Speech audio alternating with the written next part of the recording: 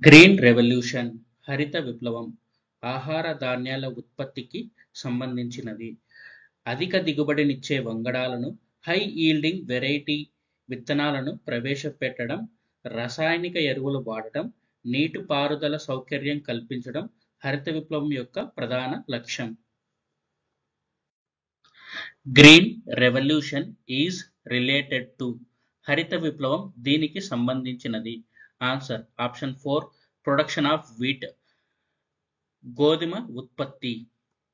గోధుమలను మెక్సికో దేశం నుండి దిగుమతి చేసుకొని మొట్టమొదట పంజాబ్ రాష్ట్రంలో ప్రయోగాత్మకంగా పండించారు.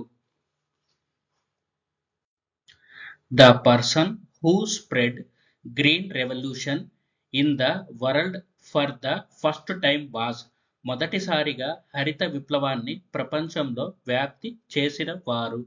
Answer option 1 Norman Borlaug. Norman Borlaug ఇతడు మెక్సికో దేశానికి చెందినవాడు. హరిత విప్లవాన్ని ప్రపంచంలో మొట్టమొదటిగా ప్రవేశపెట్టిన వారు. ఇతనిని హరిత విప్లవ పితామహుడు అని అంటారు.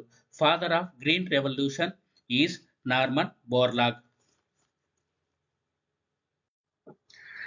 The green revolution in India started in భారతదేశంలో హరిత విప్లవం ప్రారంభమైంది. Answer option 4 1960s 1960లో. హరిత విప్లవాన్ని 1960 మధ్య కాలంలో భారతదేశంలో ప్రవేశపెట్టారు.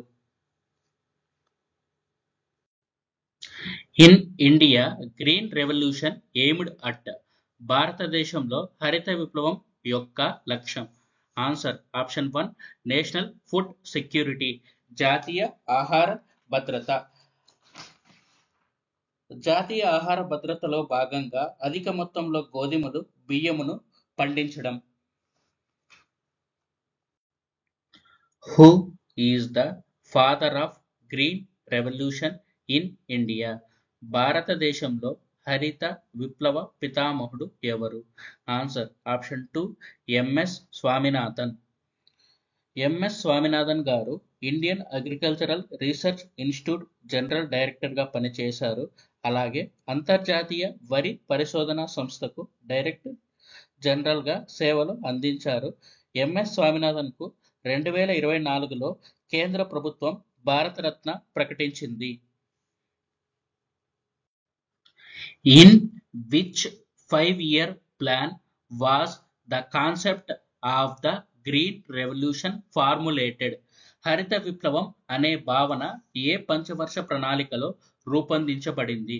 Answer option 3 third 5-year plan మూడవ పంచవర్ష ప్రణాళిక. మూడవ పంచవర్ష ప్రణాళిక కాలం 1961 నుండి 1966 వరకు.